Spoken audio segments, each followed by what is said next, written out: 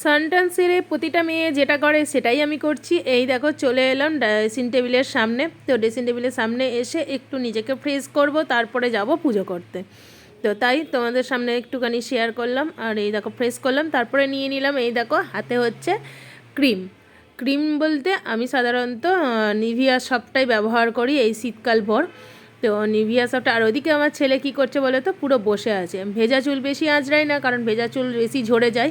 ওই জন্য অল্প অল্প অল্প অল্প অল্প আঁচড়ে ওপর থেকে নিলাম, সামনেটা একটু শীতে করে রাখলাম, কারণ সিঁদুর পরতে হবে। সিঁদুর পরলে যেন মেয়েদের একটা সুন্দর লাগে দেখতে।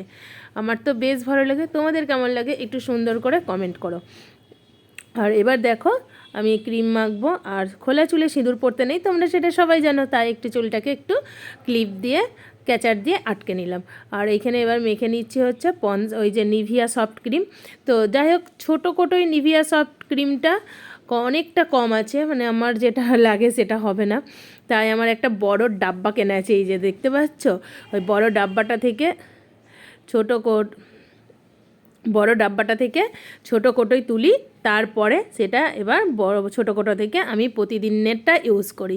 তো ব্যাস এই ছোটো কোটোই তোলা কমপ্লিট হয়ে গেছে। কমপ্লিট হয়ে গিয়ে আমি এই দেখো, ক্রিমটা তো নয় যেন পুরো মাখনের মতো লাগে। মাঝে মাঝে আমার তো হেভি লাগে এই ক্রিমটা হাতে নিতে, এত ভালো লাগে না কি বলবো। যাই হোক, সমস্তটা গুছিয়ে রেখে দিলাম। এবার আমি মাখবো হচ্ছে গায়ে বডি লোশন। বডি লোশনটা মাখা কমপ্লিট হয়ে গেলে এবার মুখে ক্রিমটা লাগিয়ে আমি 1 মিনিট রেখে দিই। এটা আমার অভ্যাস, মানে ওটা এরকম রেখে দিয়ে পুরো বডিতে মেখে এবার আমি মুখে একদম পুরো পুরো চেপে চেপে মেখে নিই পুরো গোটা মুখটা। শীতকালে প্রচণ্ড পরিমাণে আমার স্কিন ড্রাই হয়ে যায়, তাই আমি একটু ভালো করে মেখে নিই যাতে ড্রাইটা কেটে যায়। আর ড্রাই হয়ে গেলে কি হয় বলো তো, শীতকালে একদম সেই রুক্ষ সূক্ষ্ম লাগে, সে মনে হয় যেন গ্লেজি ভাবটা থাকে না। তো মেখে নিলাম। তার ওপরে ওই ক্রিমটা মাখার পর হালকা করে একটু অল্প সানস্ক্রিন নিই, সানস্ক্রিনটা মেখে আমি এখানে দিই। আর পাশ থেকে আমার ছেলে যা হোক কিছু বলছিল, ওকেই সেটা বলছিলাম যে কী বলছিলি বল, সেটা আমাকে আর বললো না যে তুমি ক্রিম মাখছো, আবার কত ক্রিম মাখছো না কি একটা বললো ব্যাপারটা।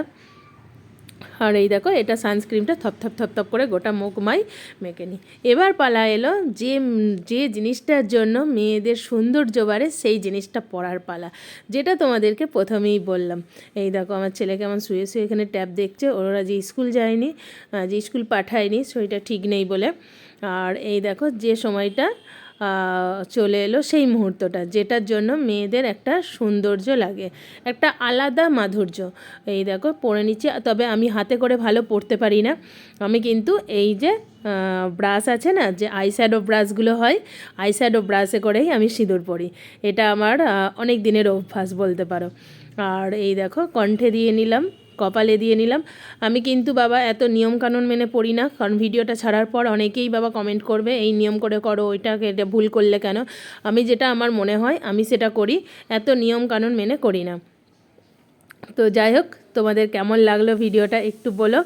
যদি ভালো লেগে থাকে অবশ্যই লাইক কমেন্ট শেয়ার করো, পাশে থেকো। তো চলো, টাটা।